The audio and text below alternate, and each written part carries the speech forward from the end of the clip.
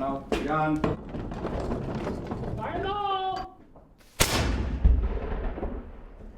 We're at Old Fort Western on the Kennebec River.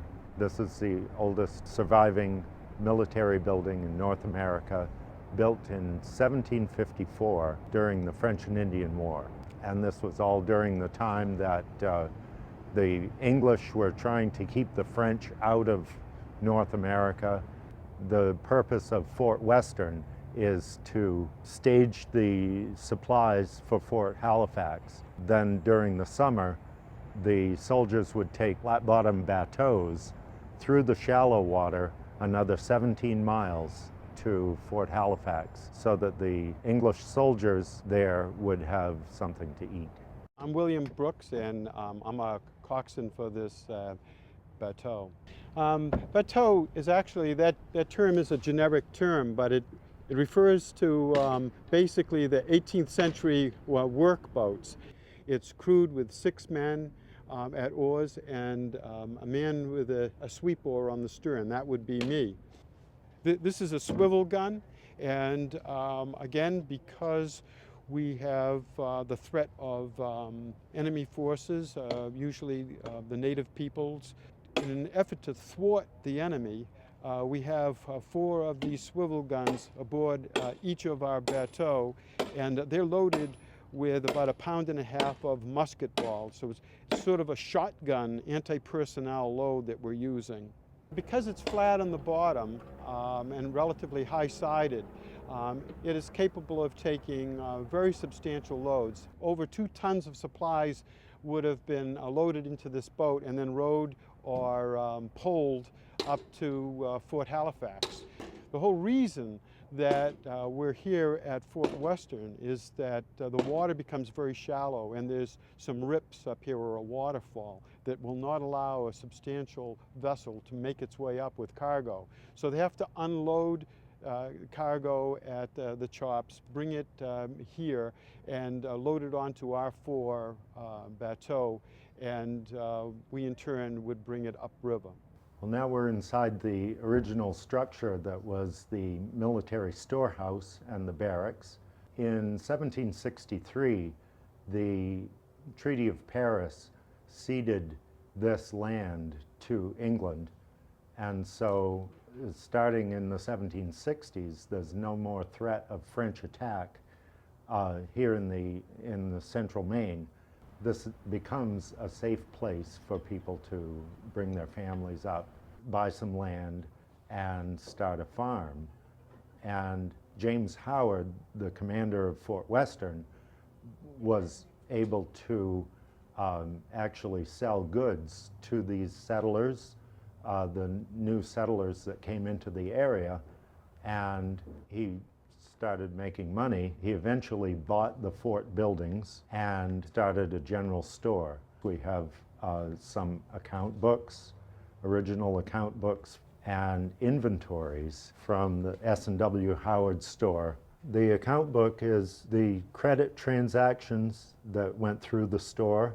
This indicates the date, the person that made the transaction, and the price of the item. And then on the other side of the page is how they paid their bill. And these credit transactions were hardly ever made in cash. In fact, most of the cash came out of the store as a bank. The store acted as a financial institution as well to give cash to the townspeople, and then they would pay in wood products, animal skins, fish that they caught from the rivers, and other goods that are produced in Maine for resale in different parts of the world.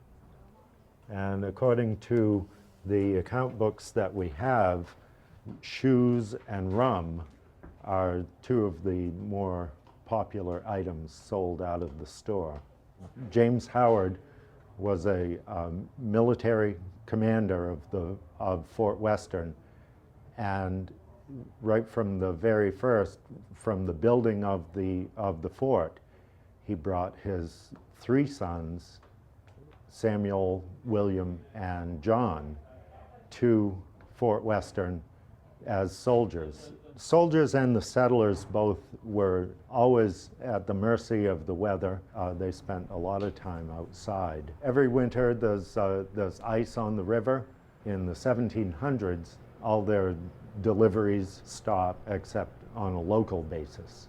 Whatever stock they had at the store was what they had for until spring.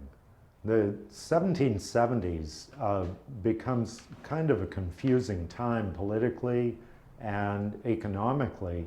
The French and Indian War is over, but now King George III has to pay off his debts, and he does that through taxing the goods coming into the colonies.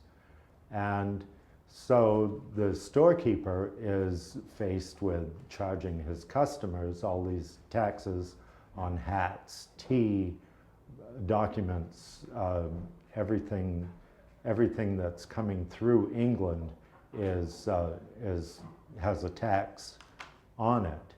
Mr. Howard and his townspeople are faced with this change in the 1770s. It's kind of a sea change going from I'm loyal to the king is our leader, to we're Americans. You can see the reaction through the Boston Tea Party and other actions in the 1770s. Merchants and the people in the colonies have now stopped buying English goods. And so Mr. Howard felt that pinch in the store, but from all appearances, he was in favor of having a revolution and starting a new country.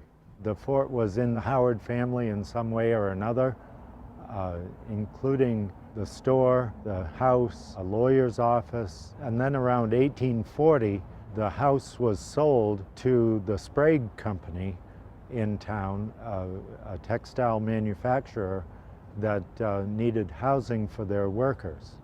And so this became 8 apartments for the poor mill workers that lived in the area and worked. In 1922, the Gannett family bought the building, restored it, and gave it to the city of Augusta as a museum to commemorate all the history that's gone through this building. James Howard's activity here gave the people a chance to stay in the area, and eventually, with the building of the bridge, split off from Hollowell and make the city of Augusta